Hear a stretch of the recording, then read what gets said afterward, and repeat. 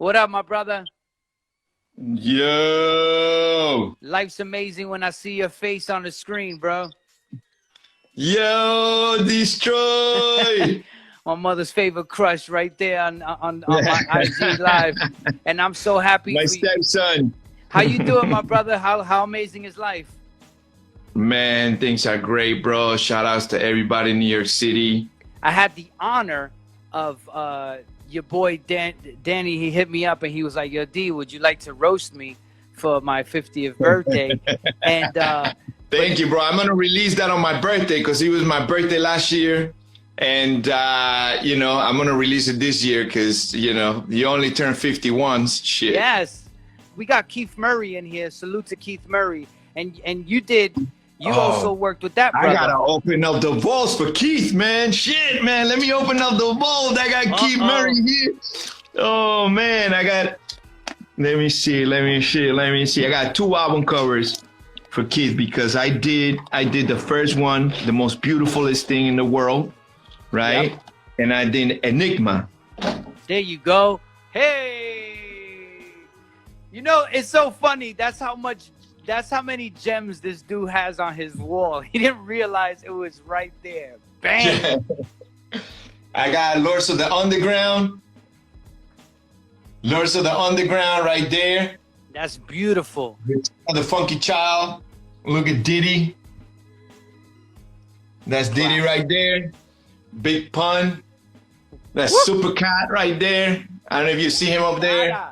You come up, young kid, Panamanian, getting your work in. And I say Panamanian because how you came into the game was very interesting as far as an identity situation goes. It's not typical, but your drive doesn't have a race or ethnicity. It's just a pure drive that is appreciated. So if you could tell us about those early beginnings of the guy Daniel Hastings was as a youngin'. Wow, man. Well, let's go to the beginning, man. I was actually born in California. Okay. A lot of people don't know that. My father was in the Air Force. He was a captain of the Air Force when I was born. Right? I know you have a different story, No. I remember I roasted you, so I had to read everything. And I know all of these, but of course, teach us. Yeah. You said that my father had like 20 kids or something like that. It's the roast, bro. The roast, yeah. But you had the extended version. My father's Mexican American. He was one of the first Latinos to be, a captain of the Air Force. And, he fell in love with my mom. My mom was in Panama. She's a Panamanian. And, they connected and they came back to the States, and I was born in California. My father got sick very early. I was like a year old, and then my mom had to go back to Panama with me and my brother, and that's where I was raised. I was raised in Panama, right? Uh-huh. So in Panama, I had a great childhood. We lived in Santana, the barrio. It was a barrio in Panama, and I grew up listening to salsa, merengue, and then rock happened for me, right? Very early, like 1980, I started listening to everything that was coming from the United States. And at that time, it was Panama, bro. I was playing the guitar too. I was very musically inclined. I was doing riffs, like from heavy rock shit, like AC/DC, Metallica, Iron Maiden, all of that. And then around 1985, 1986, we started listening to hip hop, right? Everybody started breakdancing in Panama. People were starting to do little crews. And then I come to New York, the Mecca, right? When I came to New York, I started assimilating quickly, right? All my friends in the neighborhood listen to hip hop. They introduced me to everything from Eric B. and Rakim to BDP to KRS One to Public Enemy, and that happened. I mean, it was like my new rock and roll, right? As I was growing up, and rock and roll was very with their album covers. with the album covers, they were very creative, right? Like if you look at AC/DC Highway to Hell, for example, you know, you see the guy like, you know, he's looking like, you know, he's a devil, Bon Scott with like horns and shit. And, you know, when you see the cover, you actually can feel their music through their album cover, you know? And as I was listening to hip hop, that's something that I wanted to bring into the table because I was already a photographer. I was taking pictures of all my friends, and I always felt that if there was anything that I can bring into the whole hip hop scene was that I want my pictures to represent the music that is played to the fullest. Right? Yeah. That is, and, you know, that's exactly what I wanted to do. Like I always looked at some of the covers and I was like, man, I can do something more iller than this, right? And fast forward into like 1991, I got my first job, and it was for the Source magazine. Woo! And yeah, that was my first job, and they gave me a little group called House of Pain that was blowing up ridiculously. And dude, it's like, you know, Jump Around was like in every single radio station there was. I was only like 22 at the time, you know, and I was like, yes, I was super broke. I only had like one camera. I only had like one roll of film. If you see that photo, she's like one roll of film, nothing else. One roll of film, which was like, you know, $10, and then to develop it was, you know, $20. So it was like my light was like a made up light that I created myself, and I got a beautiful picture out of it. I mean, can I show it to you right now? Yeah, let's do it. Is this one right here. This was my first job. The Source paid me $60. Woo! $60, and I gave them this. You see that texture? Yeah. So that was done in the lab, right? Where I put a sort of like a filter on top of the negative, and then because I was a black and white printer, I was able to do all these cool things. As I was listening to hip hop more and more and more, I started to notice something, bro. I started to notice that there was an address and a name and a record on the back of the records. I started showing up to all the labels with my book and the picture of House of Pain and the pictures of all the people that I took pictures of, which from the neighborhood. And people thought, the art directors thought that all of those people were artists. You know what I'm saying? So I was taking pictures of all my boys in Jackson Heights, you know what I'm saying? There were people in the park, making it look dope. My first album cover out the gate was Return of the Boom Bap. Return of the Boom Bap, right? Like I will print the House of Pain picture, put it in a postcard. They didn't even have to even open an envelope. They would just see the picture coming in because it's a postcard. They'd be like, oh shit, House of Pain, Danny Hastings photography. Let's call this dude. So I realized the value on, you know, basically promoting yourself right away. And then, you know, if something is hot and you're part of it, promote it, right? And then you get more work. Look at this. That's a picture of Be Real right there that ran in the Source. Clean. And I did the cover for the magazine. Check this out. Woo. Look how dope that is. And these are pictures done with on film. I didn't have a Polaroid. I didn't have like a way to check the camera. You know how you take a picture today and then you see it right away and you're like, oh, you know, it's good again, it's good or not. No, this was like film. You gotta wait next week to see if you got the shot or not. So it was like, you know, I jacked the rapper. I got a phone call from RCA. An art director at that point. I already shot KRS One, who was part of Jive, who was part of RCA. Yeah. And I also shot the Rumpelstiltskins, right? Shout out to the Rumpelstiltskins. And the art director was like, we have a brand new group. They're called the Wu-Tang Clan. I went to the show. It was a showcase, right?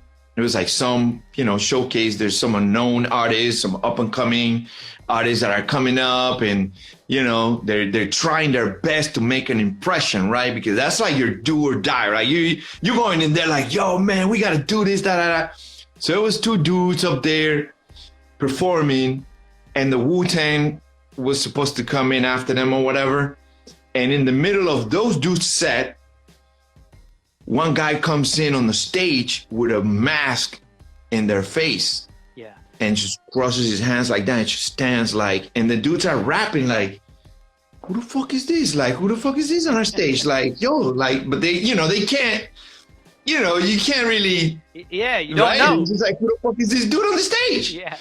Then another dude comes on the stage and just like, they start like just walking around like menacing towards the rappers, and all of a sudden, like 10 of them bum rush the stage, bro. This is my first time watching the Wu-Tang, man. And we don't even know what the fuck is happening, because, you know, we don't even know that that's how the Wu roll, right? So they just running, fucking grab their mics, throw them off the stage, get the fuck out of here, boom, boom, boom. They go to the DJ, take the DJ, like noise. Crazy people are like, oh, you know, some hip hop shit. People are really like, shots are gonna pop off now. What the fuck? You know, everybody's kind of waiting. And all of a sudden, Wu-Tang Clan and on the far way, Wu-Tang. Yo, that shit went. That was my first experience with Wu, bro. You understand? I'm over there like looking, see, like I'm gonna shoot this album cover, right? And that's what I get. And then fast forwarding to the album cover, the reason was we basically three people didn't show up, and one was Method Man didn't show up. You got Master Killer didn't make it, right? Yep. So the six people that are on the cover are Raekwon, Ghostface, GZA, Inspector Deck, ODB, and RZA. Those are the six that are on the cover. Amazing trip. Right? And I got proof because I took pictures of them after, and you know what I'm saying? You see them without their faces, without their masks. And RZA was ready to like, that's it, man. We're not doing this shit. That's it. Because we were like on standstill, like waiting for the other three members, right? Yep.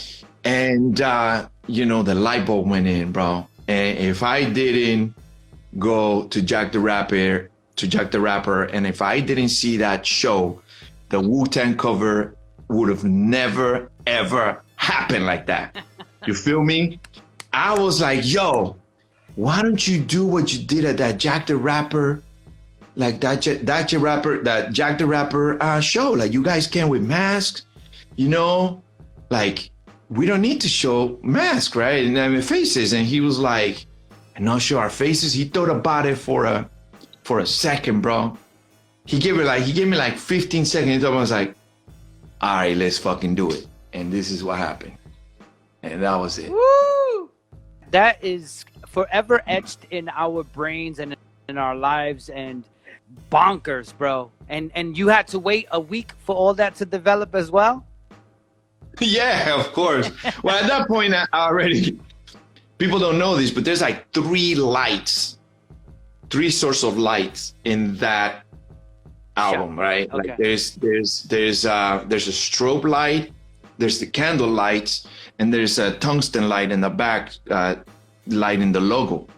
Like, you know, I'm a photographer that relies heavily on you know, on lighting.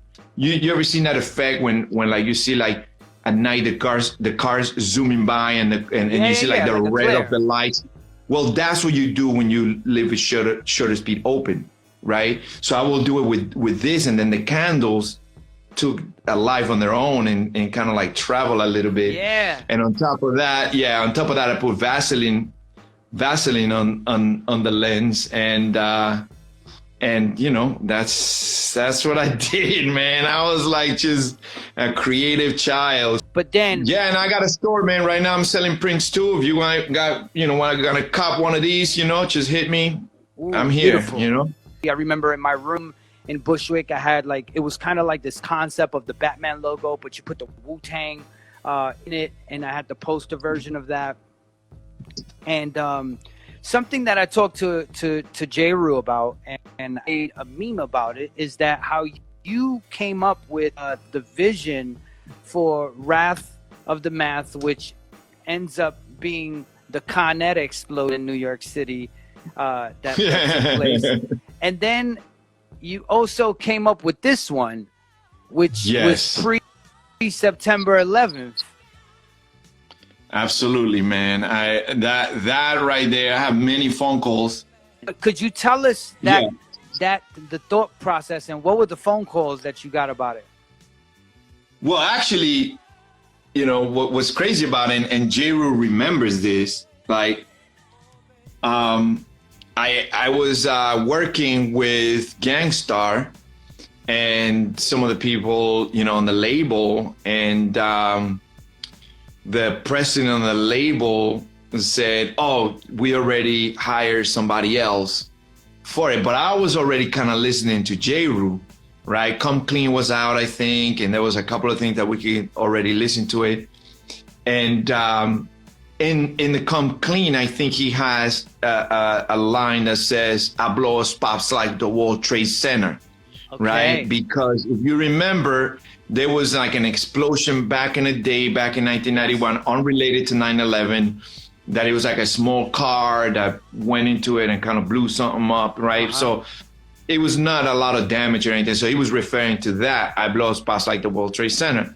So then through, you know, with that, Jeru the Damaja, you know, I came up with a concept like Escape from New York. Like, I'm a fan of the Escape from New York movie from back in the day where everything was destroyed. And I was like, look, we're going to do a concept as Escape from New York where Jeru is the only survivor. The city's in flames, but you coming out of it. You know what I'm saying? And then he's like, son, like when he heard that concept, and I was trying to tell, what's his name? Shit. The owner of the label, Payday. To Patrick Moxie. Shout outs to Patrick Moxie. This is real life. Patrick actually gets the facts, calls Jeru, and he sees a sketch. I got my boy Hugo Bravo to basically do a small sketch of like what it would look like. And Hugo was a painter, and he was able to paint that. So this is like my first Photoshop work I ever did, mixing live picture. And my pictures already look like they were sort of like a painting, you know what I mean? Because you see that red, you see that's all in the picture. There's no Photoshop work there. The only Photoshop work is basically, you know, the blending between the image and the painting. This right there. Shout out to my Latino brothers, man. We were always in the mix. Shout outs to Alan Kidd, Tony Martinez, V Bravo, right? All great people. Yeah, they called me. They called the kid for this one. And, you know, shout outs to Julian Alexander. This is the session so it's a story told that you had about 3 days to get this photo shoot done, right? Yeah, something like that. Not really. I had like 15 minutes with this brother, man. This guy, yeah, man. Well, basically, I think he was like, man, he was busy that day, man. He didn't want to take pictures. And they sent me to Rockefeller offices or Rock, whatever. Yeah, I think it was Rockefeller. Yeah. Or whatever his first company was. But it was by Wall Street, right? Yes. And you know, they sent me to there, and you know, the crazy part about it was that I was like in the office waiting to shoot him, and he was like in a conference room, like. But he was not just hanging around. This guy was like having meetings after meetings. Like, I could see the dude was like, you know, he was busy, you know? So I was like, okay, well, let me see what I can do around here. So I went up to the roof, and then I saw that I could see the buildings, you know, the Twin Towers, right? right, like you see that right there, like that. You see that right there. I was like, I wanna shoot him there, and I wanted to, you know, pretty much like the whole concept was like a building amongst buildings, you know. Wow. And at that point, I don't know if you could see the lighting, but you could see it a little bit here in the flat magazine. I had a light that I put aluminum foil around it so it can have more of a circle focus on it, right? So you see the lighting comes right here. Everything else goes to black. That's called a spotlight, right? That's called a snoot, right? Gems. And again, no live feed to see what I was getting.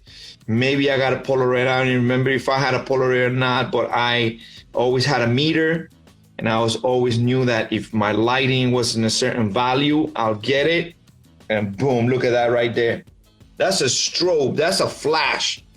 That's not continuous lighting. You see that? The level. Bro. I was doing shit that Annie Leibovitz and Herb Ritz and the bigger photographers were doing. I was doing it. You know, a kid from Panama, from Queens. And what's amazing is that written right there on that same cover is you got Ruben's name right there. That's my dude. And Duck Down too. Like this magazine was amazing to me, man. Stress Magazine. Shout out to those brothers. They're all doing big things right now. Yeah, they are. One is the Museum of Graffiti.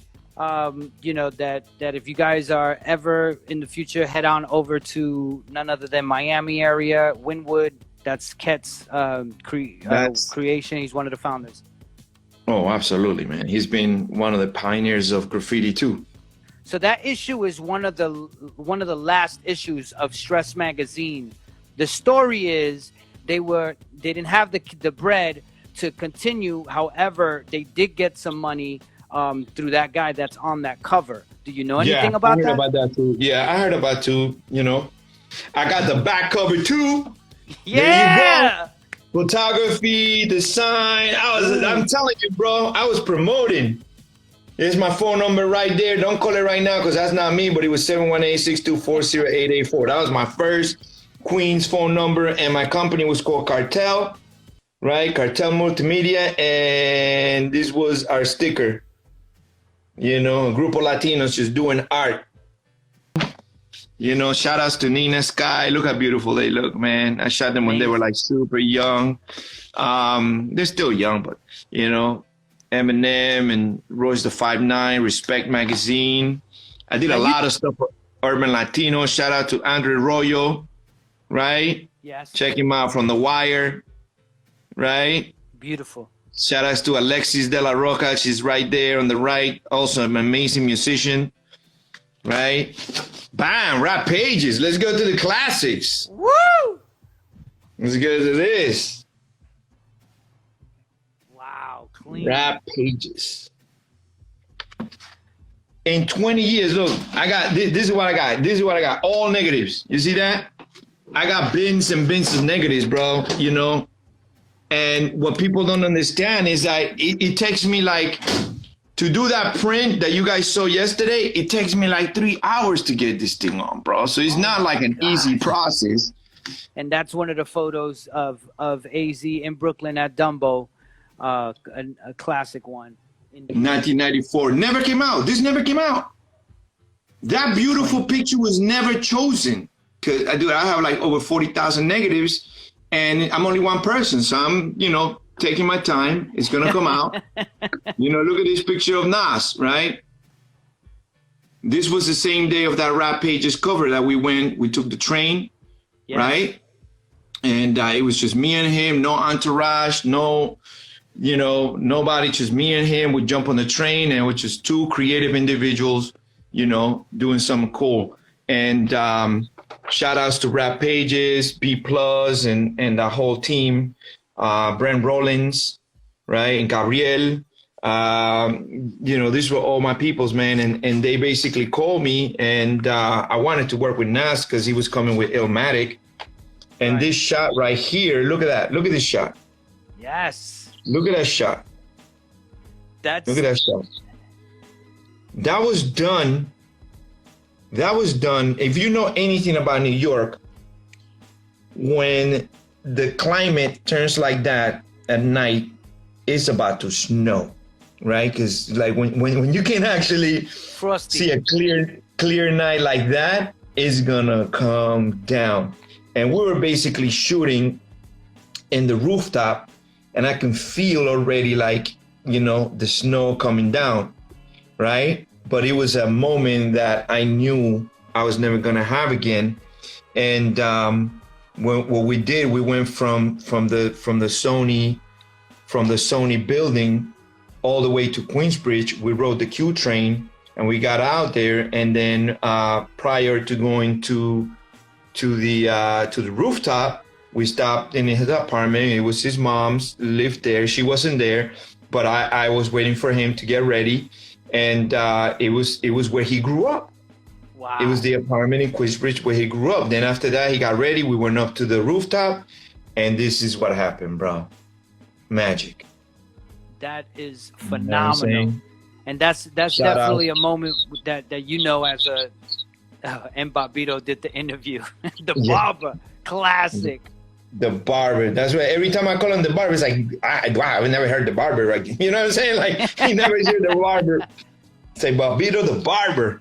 So Al Lindstrom said this should be in a museum, but what a lot of people don't know is that you actually have items in a museum, correct? Oh yeah, absolutely, man. Yeah, been showcased. Look at that, in the same magazine, your boy, same magazine, boom. So tell us about Hard to Earn, that photo shoot. Yo, anybody wants any of these, let me know, man. I ship them anywhere in the world. Yes. Yeah, right there.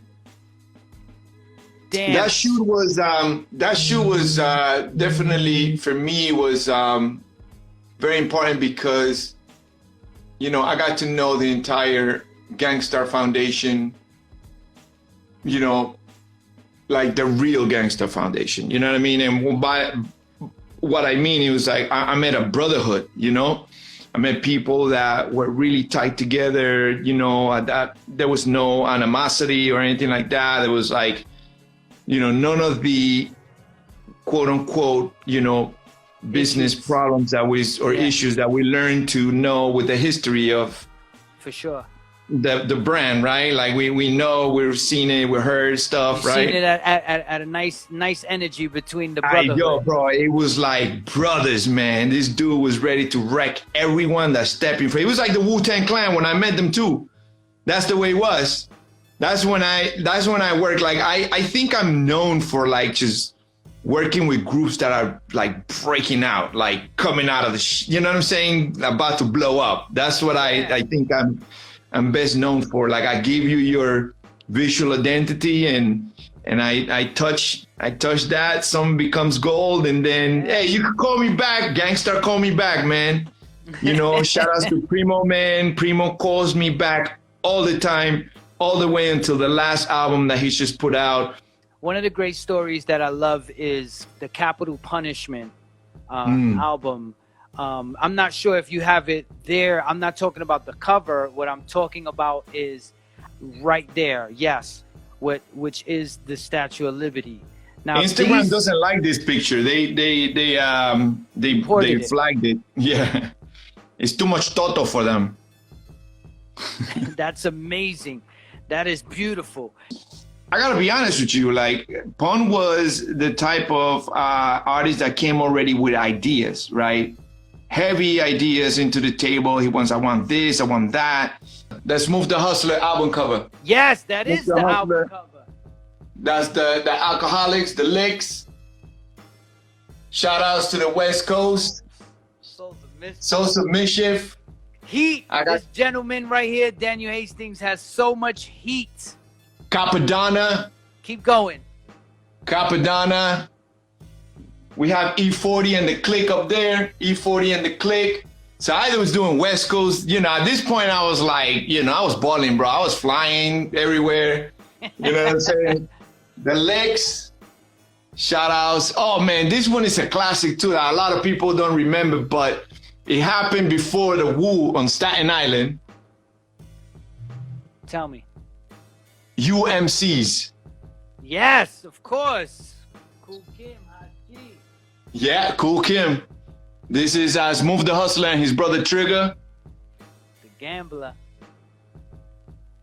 Come on, Queens. Come on, Queens. You know who this dude is. Royal Flush, happy belated. He just celebrated his birthday last week, so happy birthday to Royal Flush. Royal Flush, and you know I have his brother right next to him. Yes, Master Mike IC. Geronimo. Mike Geronimo and Royal Flush, man. Those two were neck to neck. Cypress. Woo! That was the cover of The Source. Mad Skills. Man, I got a funny story with Mad Skills, man. I get hired to do Mad Skills. Mad Skill had long dreads. Like long dreadlocks, right? And we did a whole photo shoot. Full man, the pictures came out dope. And then the dude cuts his locks off the next day, like the next week or something. It's like, we got to shoot all over again. I was like, dude.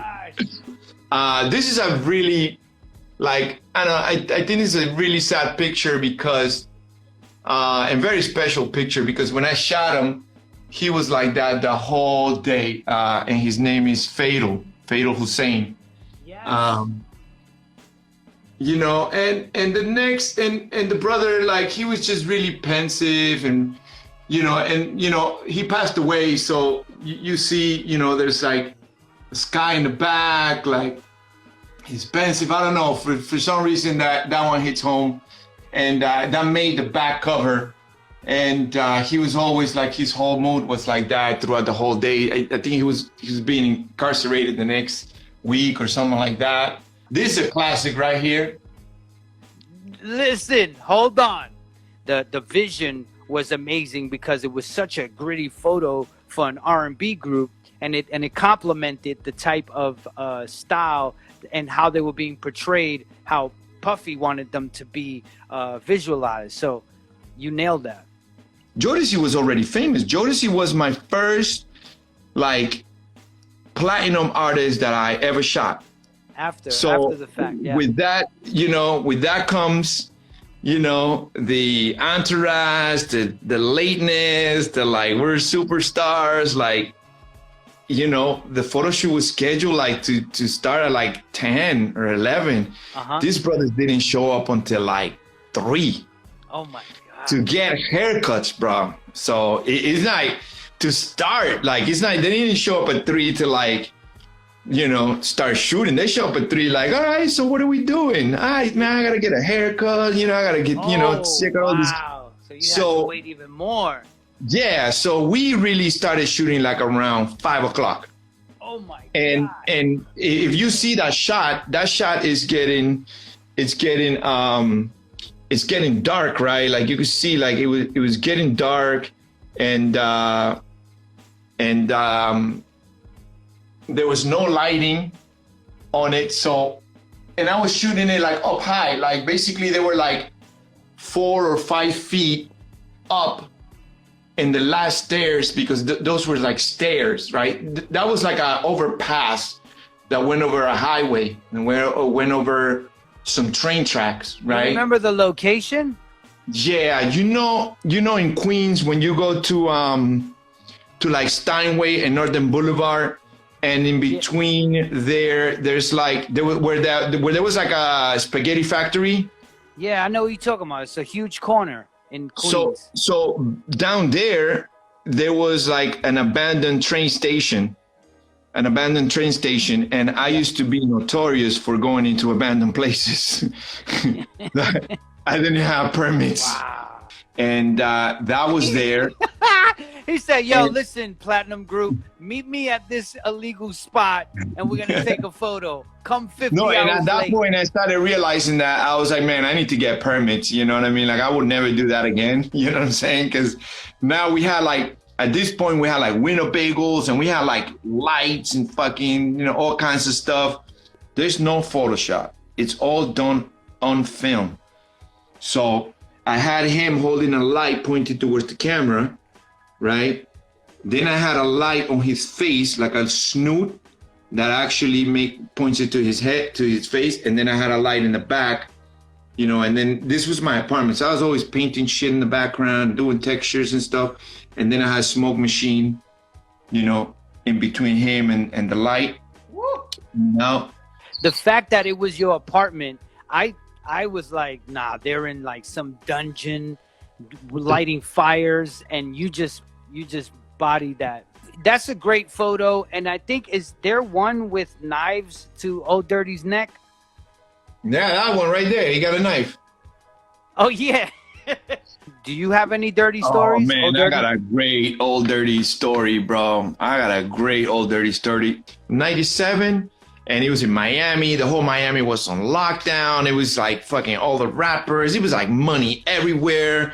Everybody was promoting something. And I go in there with cameras and everything, recording everything. At that point, I was interested in directing and recording stuff.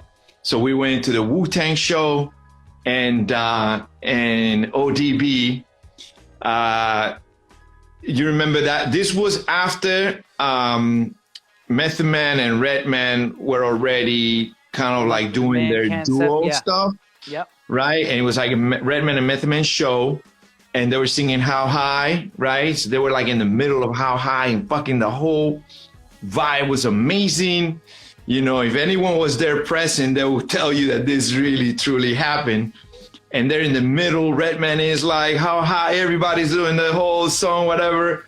And all of a sudden, ODB shows up in the set on stage, and he starts walking like it was like his place or whatever. And he's kind of looking at them, and you can see Redman and Method Man rapping. And he goes up on stage and fucking flips the turntables to the floor. Boom! And he fucking stops the whole show. Method Man was like, fuck this bullshit. And, you know, Method Man leaves. He was upset. Redman started going a cappella, like, fuck it, I'm going a cappella. He's trying to hold it down. Yep. And then ODB grabs the mic, bro. And that shit was like, yo, man, that shit was like, people were like, yo, what's going on? He was like saying some kind of crazy shit like, yo, fuck y'all niggas. Nah, this is not the Wu. You know, I'm the Wu. That's a Method Man. Yo, man, he was saying some shit. Like, and then he grabs his shoe. I remember that he grabbed his shoe and he points it up like, shoo. He was out of his mind, bro. Drops on the floor, throw himself on the floor, starts rolling on the floor and starts saying like, yo, Ray and Ghost came out and fucking dragged him out. And they were like, oh, let's get this dude out of here. So that was a crazy story. I got another crazy story with ODB. And I think Raekwon definitely remembers this, because if you see I was one of the only photographers that shot the entire Wu-Tang together, and basically at only built computer links. The purple tape. ODB was late, and I had the whole Wu-Tang, and we were waiting for it, and you could tell RZA was like on the phone trying to get him, and he was like, yo, if she's in the, you know, the Wu-Tang already was established. They already have money. There was a lot of tension. I could feel there was tension. I'm not part of their organization in terms of like understanding what was happening, so I can only speak from outside. I always knew that. I saw it. You know, Raekwon was, you could tell he was happy, but you could tell there was something like, you know, still kind of like something is happening here. And when ODB showed up, bro, ODB let them have it, bro. ODB went crazy on everybody. He was like, fuck all this. You guys didn't show up to my Brooklyn Zoo video. Fuck y'all niggas. Da, da, da. He went off on them because if you see the Brooklyn Zoo video, none of them are there. And I don't know what happened, but he was mad. There's a picture, and then ODB grabs a bottle of fucking red wine and throws him on my studio on the floor, breaks it.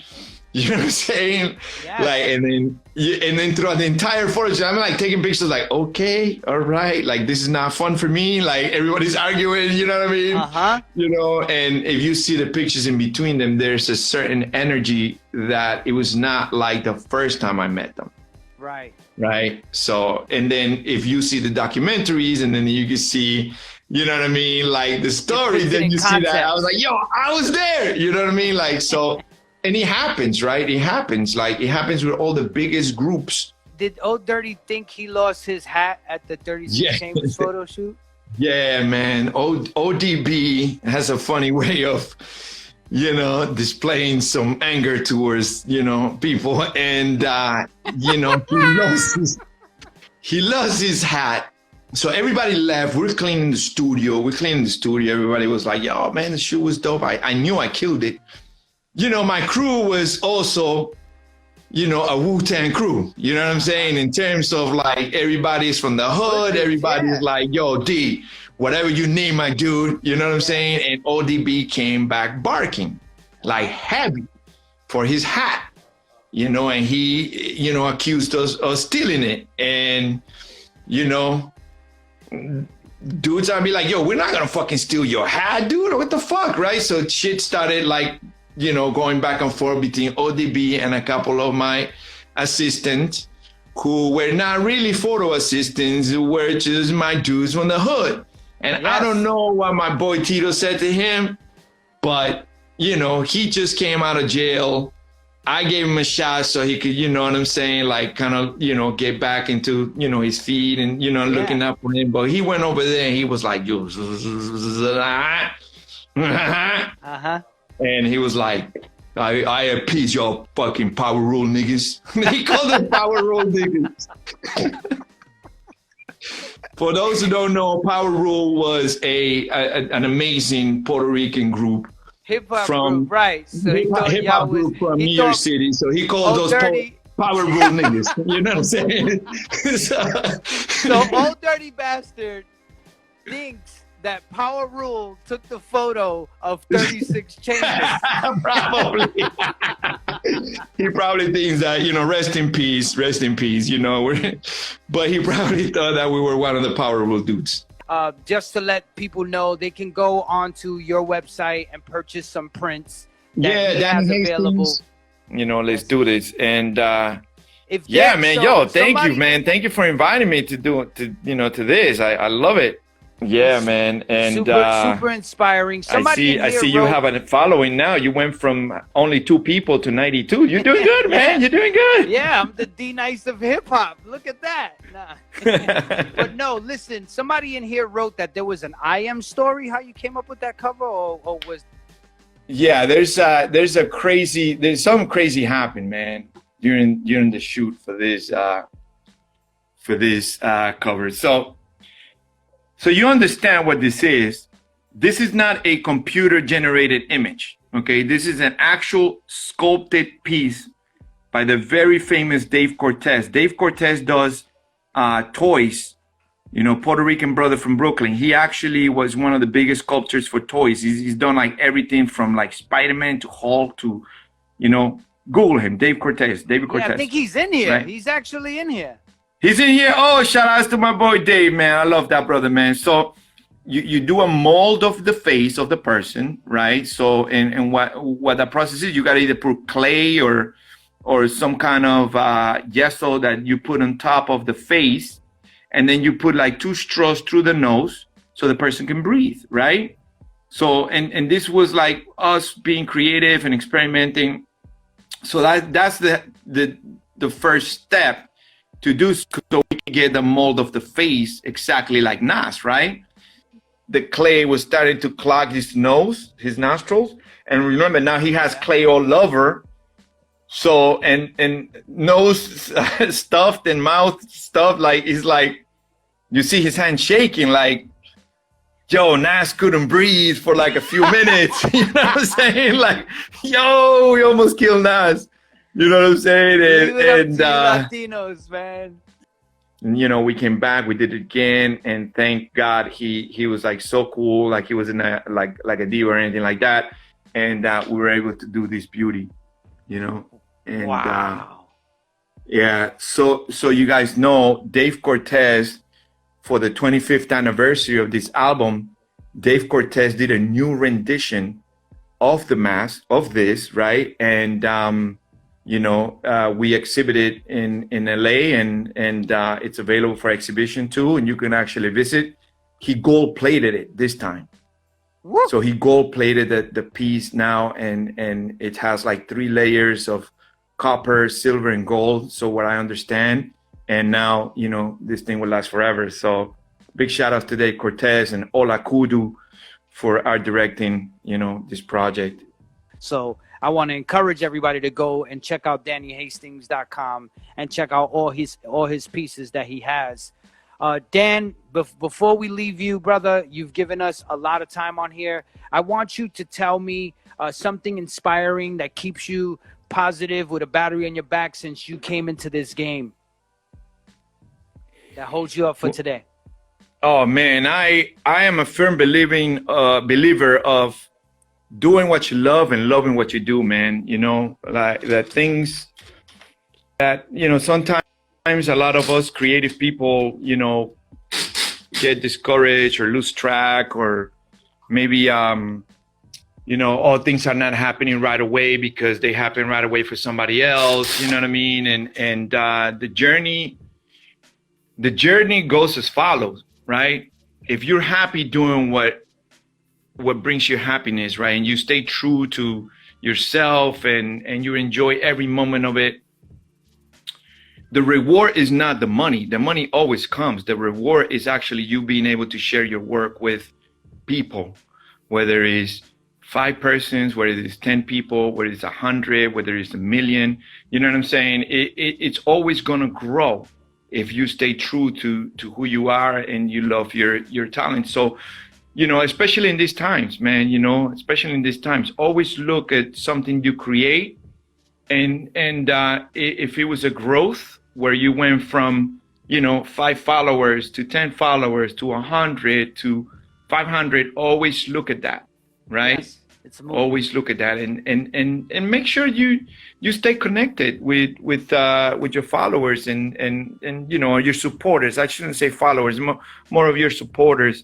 And I always been able to provide. I'm about to have my 4th child right now.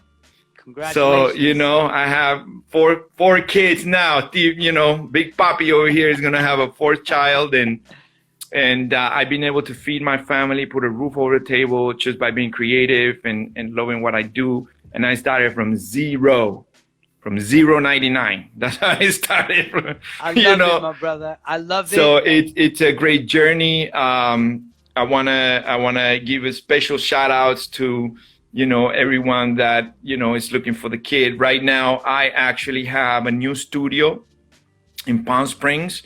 It's an hour and 45 minutes from LA. So all you West Coast, you want to get a little I'm going to work on the West Coast. I did a lot of stuff on the East Coast right now. Yeah. So if you're on the West, you're an hour and a half away from me. I'm still shooting. I'm still doing music videos. I'm still doing what I love. So, contact me. We'll work something out. Thank you so much, Destroy, for always, believing in me. And I got something for you, man. I'm going to scan some of the old pictures I got from you. So, you can start sharing some of those. Hey, listen, that the Old Dirty Getting Thrown is the one that caught my heart. That's the one. All right. Okay. I was like, oh my, it's just... But Dan, I got to tell you, brother, you've been not only an inspiration, you've been someone who made me feel like I belonged in the conversation. That you definitely was someone who, with your creation of the official Latino, the festival, short film festival that everyone should also know and be aware of. This gentleman right here, not only through photography, but also through film. And like he said earlier at that photo shoot for 36 Chambers, he employs people, he encourages people, and he tries to give them as much power so that they can go and move forward. And I am one of those individuals that he did that for, along with other people like Freestyle, AL, my friends that are in here like Power, Exile, a lot of human beings in here. So I highly encourage you guys to go and visit DannyHastings.com and check out what he has available and throw it on the wall, and then come on the show and show me when it's up on your wall that it's one of your gems. Danny, I got to tell you, my brother, from me and everybody that is viewing, I love you. Thank you so much, my brother. Thank you, brother. We're going to go to Big Earl. How you doing, Earl? I'm good, baby. I'm just happy that I got through finally. You know what I'm saying? All right, so here goes some artwork from the Tats crew. I grew up with the Tats crew, so you know these are official prints from canvases. You know, ain't probably but 2 prints, and I got one of them. Here's one by Nisa. It's got the Puerto Rican girl dancing. This one is actually autographed right there. See, it Beautiful. It says 1 of 1, and I'm the only one. So Nice. Here go one of BG's pieces. You know, BG's big on the fire hydrants with the little subway in the back and the buildings. You know, and then here I got my own train. See the train? Big Earl Productions. That's also done by the Tats crew. Woo! Yeah. Now, hold on. Let me appreciate that. That's an actual, like, you can go around it, right? Like, Yeah, it's not a, yeah, there you go. Yeah, I want people to understand that, you know, don't think it's a flat canvas. Yeah, no, this is an official train. The MTA actually makes these and sells them as souvenirs. And I got these guys, they painted it, made it look like a real official subway, like it's been buffed. You know, got the Big Earl Productions, you know. So, Beautiful. You know, I'm an old school graffiti writer. You know, graffiti was my introduction to hip hop in the 70s. Joey Conzo, and he was on here the other day. We was little kids trying to get into the parties, and Joey pulled me and my brother to the side one day and said, "You want to get in?"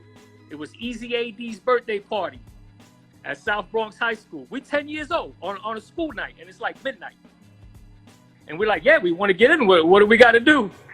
They was like, you need to go to McDonald's and go get Kaz a McRib and go to the bodega. Yeah. Here's something real special to me. It's a proclamation, Orlando. They gave it to me on my 50th birthday, City of Orlando. They said May 6, 2018 was Big Earl Day. Okay.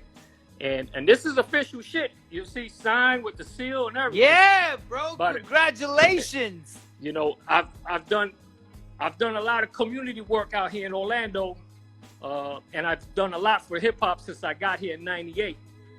When I got here in 1998, the Latinos out here wasn't doing anything as far as participating in hip hop. Yeah. I don't know if they wasn't doing it because they didn't know how to do it, or nobody was giving them the opportunity to do it. Right.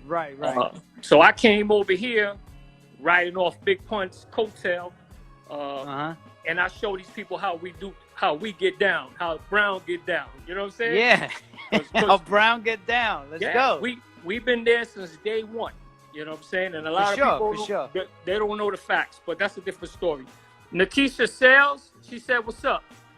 See, Nikisha Sales, my girl. We used to do work together years ago. She was the #1 draft pick for the Orlando Miracles, and she was the 3-point leader for UConn for many years. Correct? Because I know you know her. She told me she knows you. So here goes some old flyers. Hey, matter of fact, here's an original picture from Pun's funeral that I personally took with the flowers. And I believe one of those flowers was bought from Cypress Hills. So here's just to show you a little something. This is how way back I go. This right here, this is 1985. And we out there sheepskin down, me and my wife, who's still my wife. With